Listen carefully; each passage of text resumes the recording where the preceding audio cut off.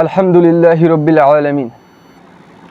আল্লাহ রাব্বুল আলামিন সূরা আল ইমরানের মধ্যে বলেন, ইন্নাদ-দীনা ইনদাল্লাহিল ইসলাম। আল্লাহর নিকট গ্রহণযোগ্য, আল্লাহর নিকট মনোনীত ধর্ম একটাই, সেটা হলো ইসলাম। আর আমরা সেই ইসলামে কিভাবে দাখিল হব, কিভাবে সেই ইসলামকে পালন করব, কিভাবে সেই ইসলামের ভিতরে আমরা থাকব, সেজন্য আল্লাহ রাব্বুল আলামিন বলেছেন। আল্লাহ রাব্বুল আলামিন সূরা বাকারার ভিতরে বলেছেন, ইয়া আইয়ুহাল্লাযীনা আমানু দুখুলু ফিস-সিলমি কাফাতাও ওয়া লা তাত্তাবিউ খুতুওয়াতিশ শাইতানি ইন্নাহু লাকুম আদুউম মুবিন। হে মুমিনগণ, তোমরা ইসলামে পরিপূর্ণভাবে দাখিল হয়ে যাও, ইসলামের ভিতরে পরিপূর্ণভাবে ঢুকে যাও। আমরা আমাদের জীবনে এখন ইসলামের ভিতরে আছি শুধু নামে, আমরা আমাদের জীবনে ইসলামের ভিতরে আছি শুধু লোক দেখানোভাবে। আমরা আমাদের জীবনে ইসলাম নাম দিয়ে একটা লেবাস পোশাক পরিধান করে মানুষের সম্মুখে ইসলামের একটা টাইটেল লাগিয়ে আমাদের জীবন যাপন করছি। আমাদের জীবন থেকে আমরা ইসলামের কর্মগুলোকে, ইসলামের যে আদর্শগুলো, সেগুলোকে আমরা হারিয়ে ফেলেছি, সেগুলোকে আমরা বিলীন করে দিয়েছি। আমাদের মধ্যে নেই কোনো ইসলামের আদর্শ, নেই কোনো ইসলামের কর্মগুলো। আমরা আমাদের জীবন থেকে, আমরা আমাদের এই সমাজ থেকে আমরা পর্দা উঠিয়ে নিয়েছি, আমরা এই সুদ ঘুষের ব্যবহার করে দিয়েছি, আল্লাহর সাথে শিরক শুরু করে দিয়েছি। এভাবেই আমরা ইসলাম থেকে আজকে ছিটকে চলে গেছি। আল্লাহ রাব্বুল আলামিনের দিন ব্যতীত যে অন্য কোনো বিষয় বা অন্য কোনো ধর্ম, অন্য কোনো কর্ম আল্লাহর কাছে গ্রহণযোগ্য না, এটা আমরা ভুলে গেছি। আল্লাহ রাব্বুল আলামিন বলেন সূরা আল ইমরানের মধ্যে, ওয়ামাই ইয়াবতাগি গায়রাল ইসলামি দীনান ফালা ইউকবালা মিনহু ওয়া হুয়া ফিল আখিরাতি মিনাল খাসিরিন। অর্থাৎ, আর যে ব্যক্তি ইসলাম ব্যতীত অন্য কোনো ধর্ম খুঁজে নিবে, তা কশ্চিনকালেও গ্রহণ করা হবে না। আমরা আমাদের জীবনকে এখন অন্য একটা ধর্মের ভিতরে নিয়ে যাওয়ার চেষ্টা করছি নিজেদের অজান্তেই। আমরা দাজ্জালি ফিতনার মধ্যে, আমরা দাজ্জালের ওই কলা কৌশলের মধ্যে প্রতিনিয়ত ঢুকে যাচ্ছি। আমরা জীবনে প্রতিটা ক্ষেত্রে যে কতটা আল্লাহর সাথে নাফরমানি করছি তা আমরা নিজেরাও জানি না। আমরা প্রতিদিন প্রতিনিয়ত এই আল্লাহর আইনগুলোকে অমান্য করছি, আল্লাহর দিনকে আমরা দূরে ঠেলে দিচ্ছি। তো বাস্তব জীবনে আমরা এখন একটা দাজ্জালি শাসনামলের ভিতরে আছি, আমরা কিন্তু এখন শেষ জামানার ভিতরে আছি। আর এই দাজ্জালি একটা ফিতনার মধ্যে, আমরা এখন দাজ্জালের ফিতনার মধ্যে, দাজ্জালের একটা ওই বেরিগুন্ডার মধ্যে আমরা ঢুকে গেছি। আমরা দাজ্জালকে সুন্দরভাবে এখন অনুসরণ করতে শুরু করে দিয়েছি। কিভাবে অনুসরণ করছি? আমরা ইহুদিবাদী, আমরা ওই পশ্চিমা সভ্যতার অনুসরণ করার মাধ্যমে। আল্লাহ রাসূল সাল্লাল্লাহু আলাইহি ওয়াসাল্লাম বলেছেন যে দাজ্জালের অনুসারী হবে 70,000 ইহুদি। আর ইহুদি, এই পশ্চিমা সভ্যতাটা কিন্তু এই ইহুদি এবং খ্রিস্টানদেরকে নিয়ে আদর্শিক দিক থেকে, আমরা ভৌগোলিক দিক থেকে যদি বলি তো আমেরিকা, এই নিউজিল্যান্ড, তারপর এই যে দেশগুলো আছে সেগুলো। কিন্তু আদর্শিক দিক থেকে, আমাদের ইসলামের দিক থেকে, আমাদের মূলনীতির দিক থেকে এই পশ্চিমা সভ্যতাটা হলো আসলে ইহুদি এবং খ্রিস্টান, অর্থাৎ দুই আসমানি গ্রন্থ যে আল্লাহ রাব্বুল আলামিন হযরত মুসা আলাইহিস সালাতু ওয়াস সালাম এবং ঈসা আলাইহিস সালাতু ওয়াস সালামের উপর নাজিল করেছেন, সেটাকে বিকৃত করে অভিশপ্ত একটা জাতিতে পরিণত হয়েছে। সেই ধর্মটা হলো পশ্চিমা সভ্যতা। আর এই পশ্চিমা সভ্যতার মধ্যে ঢুকে গিয়েই আমরা বারবার আল্লাহর সাথে নাফরমানি করছি। আমাদের জীবন থেকে আমরা এখন হালালকে দূরে ঠেলে দিয়ে হারামকে বেছে নিয়েছি। আমাদের জীবনকে আমরা সুদ ঘুষের উপর পরিচালনা করছি। সুদ, এটা আমাদের জীবনে সবথেকে বড় একটা বড় এবং খুব ভয়াবহভাবে সবল দিয়েছে। আমাদের জীবনটা আমাদের এখন হয়ে গেছে ওই সুদের উপর নির্ভরশীল। আমরা জীবনে কষ্ট করতে চাই না। মুসলমানরা সবথেকে বড় নাফরমানি যেটা করছে, এই দুনিয়ার মায়ায় পড়ে। আমরা পরিপূর্ণভাবে ইসলামে প্রবেশ কিভাবে করব? আল্লাহর রাসূল সাল্লাল্লাহু আলাইহি ওয়াসাল্লাম বলেছেন যেন আমরা আমাদের জীবনটাকে এই দুনিয়ায় যতদিন কাটাবো, দুনিয়ার বাগবাগিচা, এই ক্ষেত খামার অর্থাৎ দুনিয়ার সম্পদের মায়ায় না পড়ি। মিশকাত শরীফে হাদিসটা আসছে। আর দুনিয়ার এই ক্ষেত খামারকে যদি আমরা গ্রহণ করি তাহলে আমরা দুনিয়ার মায়ায় পড়ে যাব। আর ঠিক এর পরের হাদিসে বলেছেন যে দুনিয়ার মায়ায় যদি আমরা পড়ে যাই, দুনিয়ার ভালোবাসায় যদি আমরা পড়ে যাই, আমরা দুনিয়াকে যতটুকু ভালোবাসবো আমরা ঠিক ততটুকুই আখেরাতে ক্ষতিগ্রস্ত হব। আমরা আখেরাতে যতটা নিজেদেরকে আপন করে ভাববো, আখেরাতকে ভালোবাসবো, দুনিয়ায় ততটা আমরা দুনিয়াকে ক্ষতিগ্রস্ত করব। দুনিয়ায় ততটা আমরা লোভ লালসা থেকে বেঁচে থাকব। কিন্তু আমরা এখন কষ্টটাকে, পরীক্ষাটাকে, আল্লাহর যে দেওয়া একটা বিধান, সেটাকে আমরা এখন নিজেদের উপর বোঝা মনে করছি। আল্লাহ আমাদেরকে সামান্য কিছু পরীক্ষা দিয়েছেন, যেমন আমাদেরকে হালাল হারাম বেঁচে থাকতে হবে, আল্লাহর ইবাদত করতে হবে, এবং আমাদের নারীদেরকে বলেছেন তারা পর্দা করবে। নারীদের ক্ষেত্রে সবথেকে যে বড় বিষয়টা হলো, সেটা হলো কিন্তু পর্দার একটা বিষয়। তো আমরা কিন্তু পর্দা করতে চাই না। এখন পর্দা করি যারা, তারা আবার কি করি, এই বর্তমান জমানার সাথে এই স্মার্ট পর্দা করি। আমরা স্মার্ট পর্দার ভিতরে ঢুকে আমাদের মা বোনরা এখন নিজেরা ধ্বংস হয়ে গেছে এবং দাজ্জালের অনুসারী হয়ে গেছে। বর্তমান জমানায় এই আমাদের যে সমাজ, আমাদের যে রাষ্ট্র, আমাদের যে এই পৃথিবী, এখন এই পশ্চিমাদের এই কন্ট্রোলে যে সেই প্রথম বিশ্বযুদ্ধের সময় থেকে চলে গেছে। আমাদের যখন ওই 1924 সনে বা এই বিশ্বযুদ্ধের পরে যখন অটোমান এম্পায়ার এই প্রথম বিশ্বযুদ্ধে পরাজিত হয়েছে, তখন থেকেই আমাদের এই খেলাফত ব্যবস্থা তো তারা একেবারে প্রাতিষ্ঠানিকভাবে বন্ধ করে দিয়েছে বা নিষিদ্ধ করে দিয়েছে বা বিলুপ্ত করে দিয়েছে। সেই থেকে ইসলামের একটা কালো অধ্যায় শুরু হয়েছে। আর সেই থেকেই এই যে পশ্চিমারা এই পৃথিবীর শাসন শুরু করেছে, সেইভাবেই আমরা ইহুদি খ্রিস্টানদের রীতিনীতিগুলোকে, ওয়েস্টার্ন কালচার আমরা আমাদের জীবনের মধ্যে, আমাদের কর্মক্ষেত্রে, আমাদের বাস্তব এবং ওই কল্পনার জগতে আমরা গেঁথে নিয়েছি। ধীরে ধীরে আমরা ওই পশ্চিমা সভ্যতার মধ্যে নিজেদেরকে নিয়ে যাচ্ছি সামান্য সামান্য করে। তো ক্ষুদ্র ক্ষুদ্র বিষয়গুলো নিতে নিতে আমাদের জীবনটা একেবারে জাহান্নামের টুকরায় কিন্তু চলে যাবে। জাহান্নামের একটা তলদেশে আমরা কিন্তু নিজেদেরকে নিয়ে যেতে প্রস্তুত হয়ে সেরকমের তৈরি করে আমরা কিন্তু ফেলেছি। এখন আমাদের জীবনে যে এই নারীদের জীবনে বললাম সবথেকে কষ্টের বিষয় হলো পর্দায় থাকা। এখন নারীরা স্বাধীনতা চাচ্ছে। কিসের স্বাধীনতা? এই বাংলাদেশে বিশেষ করে পর্দা বা এই যে কাপড় পোশাক এগুলো ছেড়ে রাস্তায় বের হবার স্বাধীনতা। এখন তারা এই রাস্তায় বের হবে, যদি পর্দা না করে তাহলে তাদের কষ্ট হবে না।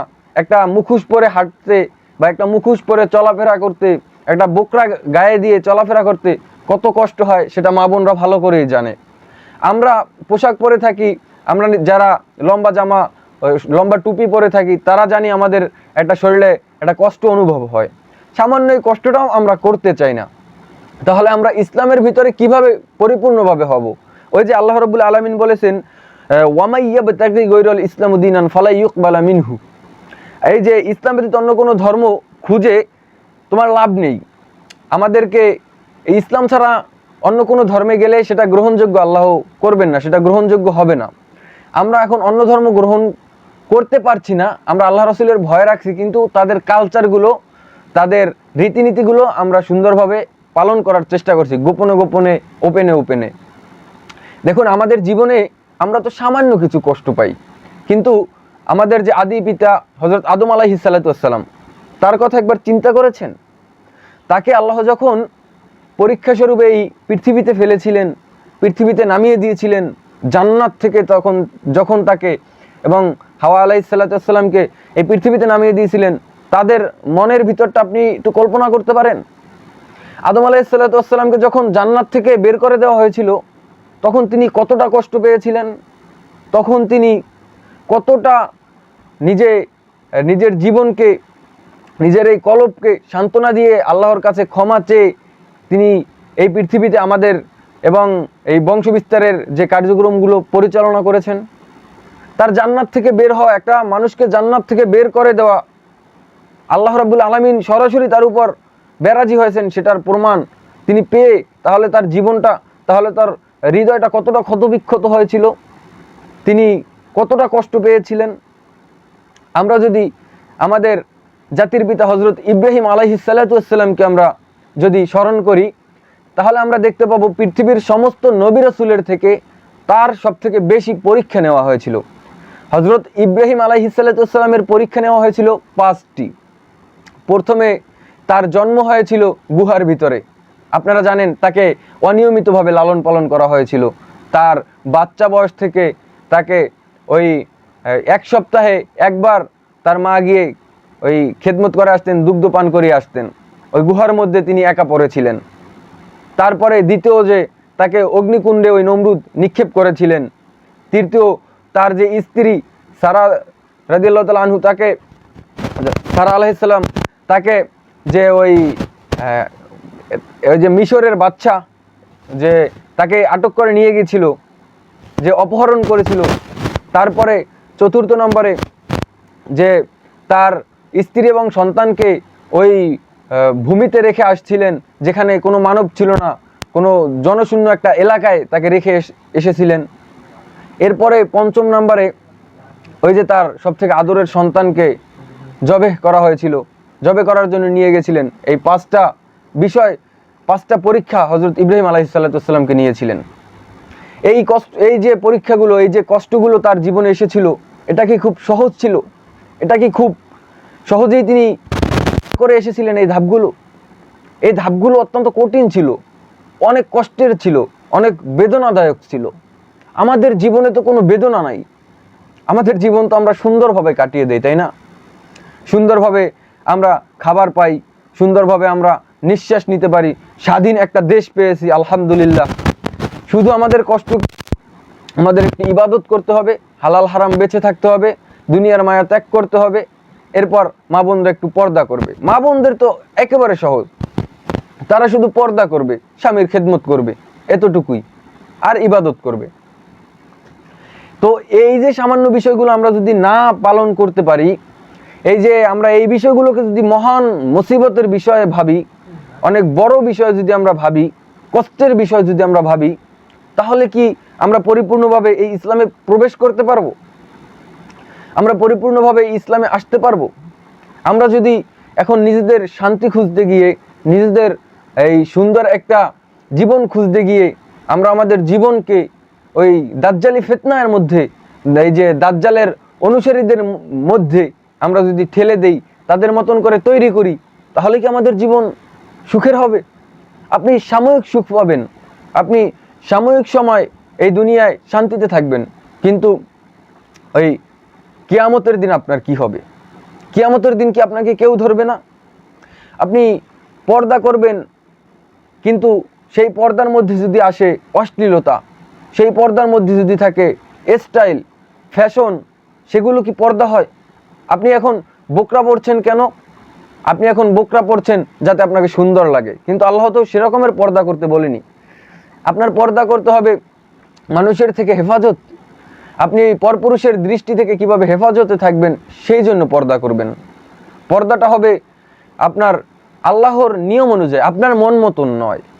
ইহুদিরা একটা ডিজাইন করে দিয়েছেন, সেইভাবে ডিজাইনে আপনি চলছেন, তাহলে তো ইসলামে পরিপূর্ণভাবে আপনি আসতে পারবেন না। ইসলামের নিয়মকানুনগুলোকে আপনি যদি শর্টকাট করতে চান, ছোট করতে চান, পরিবর্তন করতে চান, তাহলেই তো আপনি ইহুদি খ্রিস্টানদের মতন হয়ে যাবেন।